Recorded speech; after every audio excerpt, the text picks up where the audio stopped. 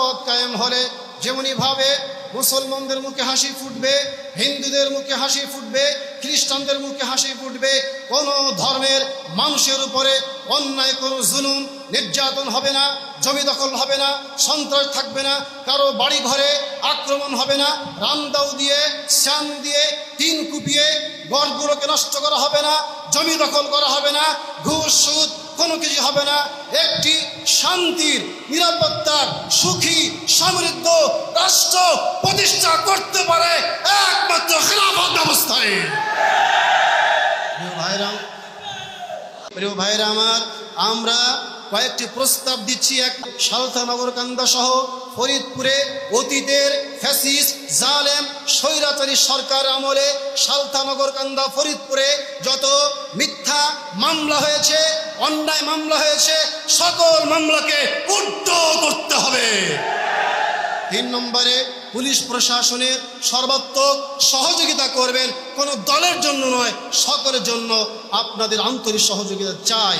3 নম্বরে সাবেক জালেম সরকার আমলে বিভিন্ন হত্যা, খুন, গুম, বাড়িঘরে হামলা, রান্দা শ্যামদা দিয়ে যে ঘরগুলিকে তছনছ করে দিয়েছে, জমি দখল, জবরদখল এগুলো করা হয়েছে, সুনির্দিষ্ট তথ্যের মাধ্যমে আইনের আওতায় এনে তাদেরকে বিচার করতে হবে।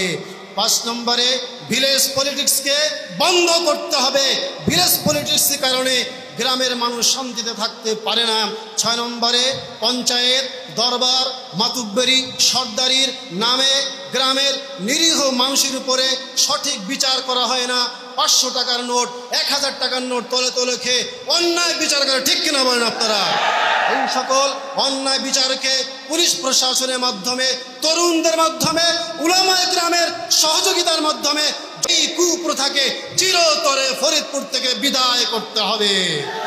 7 নম্বরে বৈষম্য বিরোধী আন্দোলনে নিহত আহত পরিবারের যথাযথ ক্ষতিপূরণ, ছাত্র যারা বেঁচে আছে আহত তাদের ভালো চাকরি ব্যবস্থা করা হোক।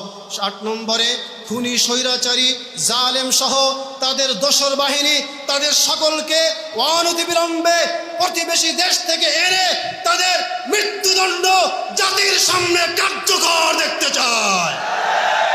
9 নম্বরে আগামী নির্বাচনে একটি সুষ্ঠু নিরপেক্ষ নির্বাচনে ফরিদপুর জেলার সকল ইসলামী শক্তির ঐক্যবদ্ধ প্রয়াসের মাধ্যমে জাতীয় সংসদে ইসলামের প্রতিনিধিত্ব আমাদের পাঠাতে হবে। তার জন্য দলমত নির্বিশেষে আসুন খেলাফতের তলে আমরা আসি। ধন্যবাদ জানিয়ে আমার বক্তব্য শেষ করছি। নাসরুম মিনাল্লাহ ওয়া ফাতহুন করিব ওয়া সাল্লাল্লাহু আলা নবিয়িনা আলিহি ওয়া সাল্লাম তাসলিমা।